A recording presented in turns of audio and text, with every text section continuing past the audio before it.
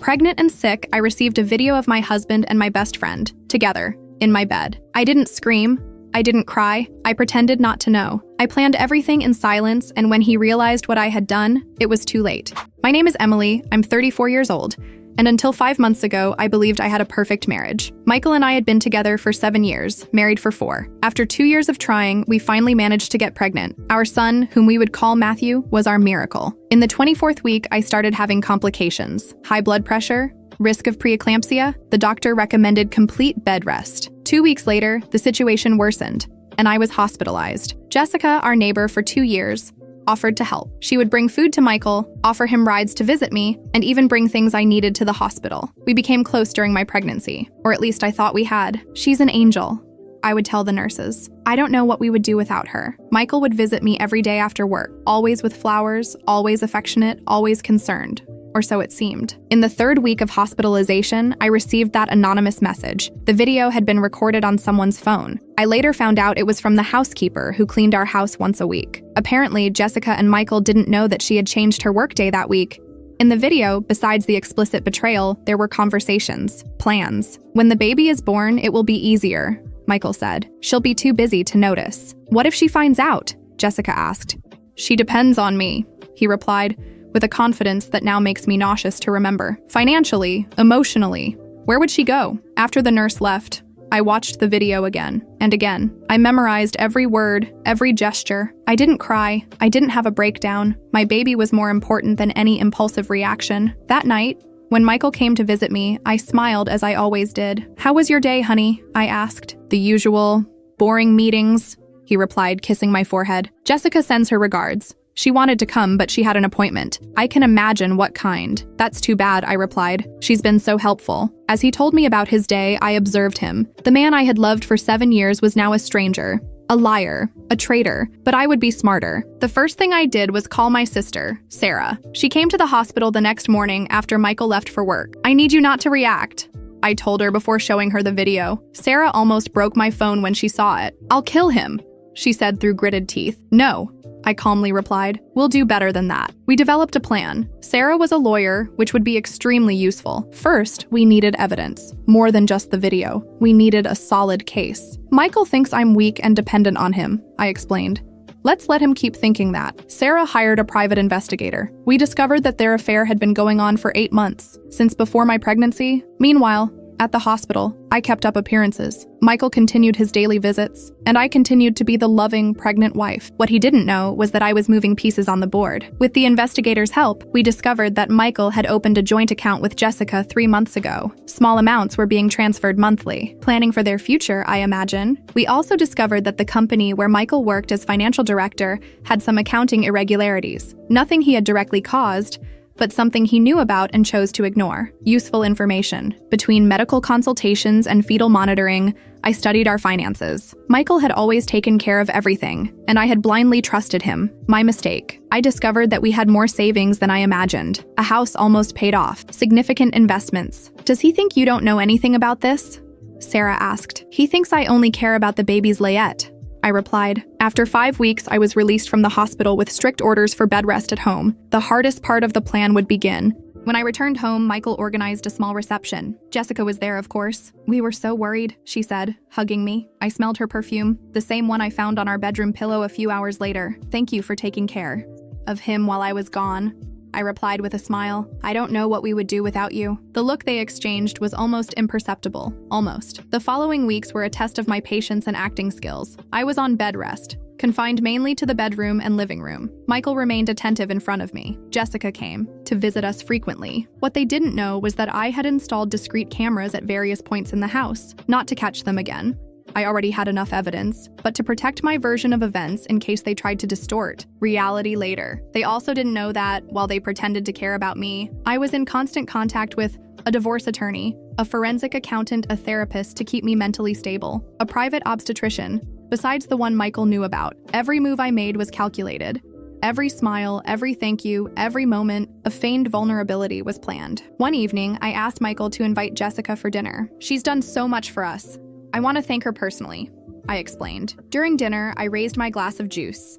Obviously, I couldn't drink alcohol. A toast to true friendship, to people we can fully trust. The two of them toasted, uncomfortable, probably wondering if I knew something. You know, I continued. I've been thinking a lot about trust during my hospital stay, about how important it is to have loyal people by our side. Absolutely, Jessica agreed, without looking me in the eyes. What would you do? I asked casually. If you discovered a betrayal, Michael, from someone very close. He choked on his wine. Me? Well, I think it would depend on the circumstances. Interesting, I replied. I already know exactly what I would do. The silence that followed was deafening. By the 35th week of pregnancy, my plan was ready. All evidence collected, all documents organized, all accounts and properties mapped. I chose a Sunday. Michael believed I would have a surprise baby shower organized by my friends. In reality, Sarah took me to a private ultrasound consultation to ensure the baby was well for what would come next. When I returned, I found exactly what I expected. Michael and Jessica in our house believing they were alone. I entered silently through the back door as planned. Sarah and the private investigator accompanied me,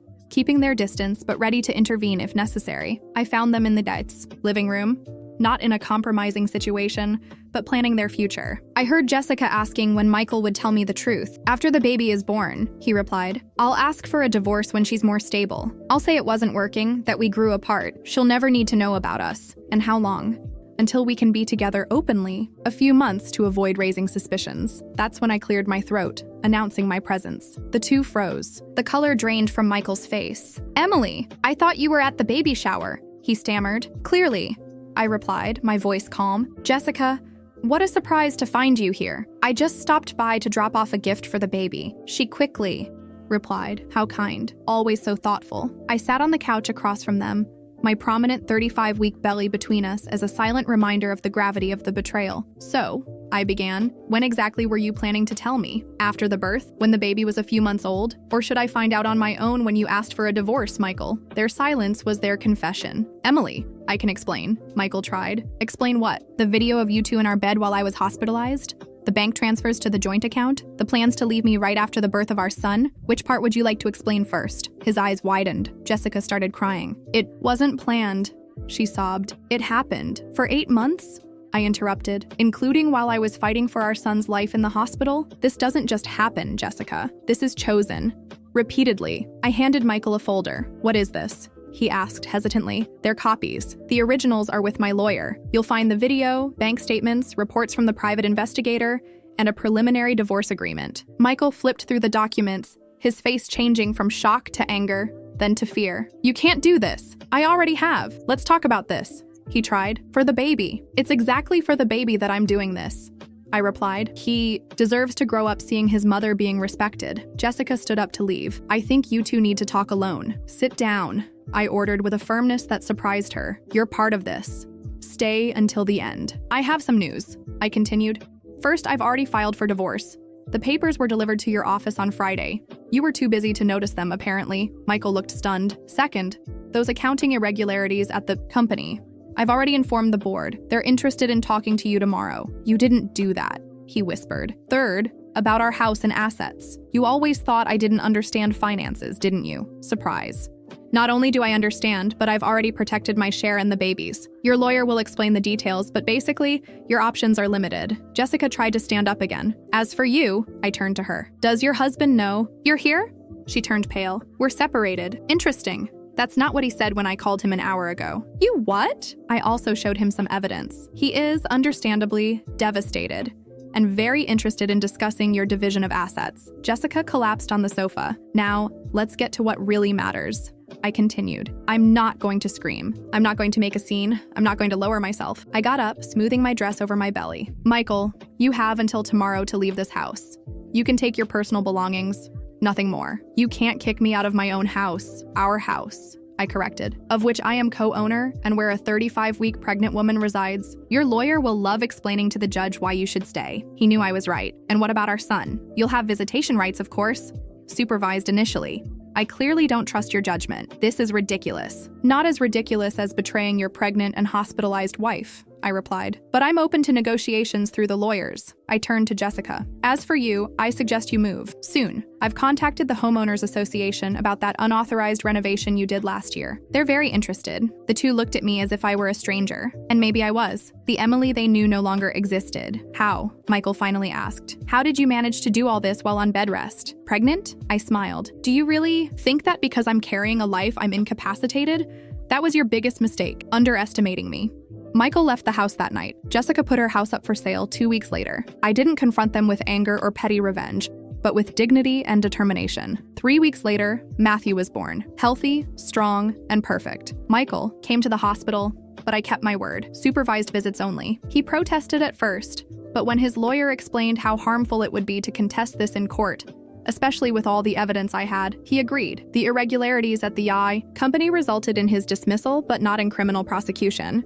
It was never my intention to completely destroy him, just to ensure justice and security for me and my son. As for Jessica, I heard she got divorced and moved to another city. Her husband sought me out once to thank me. You could have just sent me the evidence anonymously, he said. But you called me, talked to me like a human being, gave me the chance to process everything before acting. Thank you for that. 6 months later, our house was sold. I used my share to buy a smaller apartment, perfectly suitable for me and Matthew, and invested the rest with his future in mind. I went back to work when Matthew was 8 months old, not out of financial necessity, but because I loved my profession. I hired a part-time nanny, recommended by Sarah. Michael continues to be part of Matthew's life. After a year of supervised visits and therapy, which I insisted be a condition for unsupervised visits, he became a present father. We'll never be friends, but we've learned to be civilized co-parents. During one of the custody exchanges, he asked, "How did you do it? How did you not fall apart with all this?" I looked at Matthew, happily playing with his building blocks, because there was something more important at stake than my wounded pride or my broken heart, I replied, and because I discovered I'm much stronger than you ever imagined, than I imagined myself. Today, I look back and barely recognize that scared woman in the hospital, holding a cell phone with trembling hands. Matthew is growing up, healthy and happy. I started my own financial consulting business, ironically, helping women understand and control their finances. 6 months ago, I met someone. We're taking it slow. He respects my history, my space, and most importantly, understands that Matthew and I are a package deal. I don't know where this will lead, but for the first time in a long time, I'm open to possibilities. Michael and Jessica's betrayal was the worst moment of my life. For a while, I thought I would never recover, but that pain taught me something precious. No one can take away your value unless you allow it. I didn't choose hatred or petty revenge. I chose justice. I chose dignity. And above all, I chose myself and my son. For anyone going through something similar, remember, how you respond to betrayal says more about you than about who betrayed you. You can let it define you, or you can use it as a catalyst to discover a strength you didn't know you had. As for me, that anonymous message that should have destroyed me ended up being the beginning of my true life. Sometimes, everything needs to fall apart for you to discover exactly what you're capable of building from the ruins. And believe me, what I built is much more beautiful than what I lost. And you, if you were in her place, what would you do differently? Leave your comment.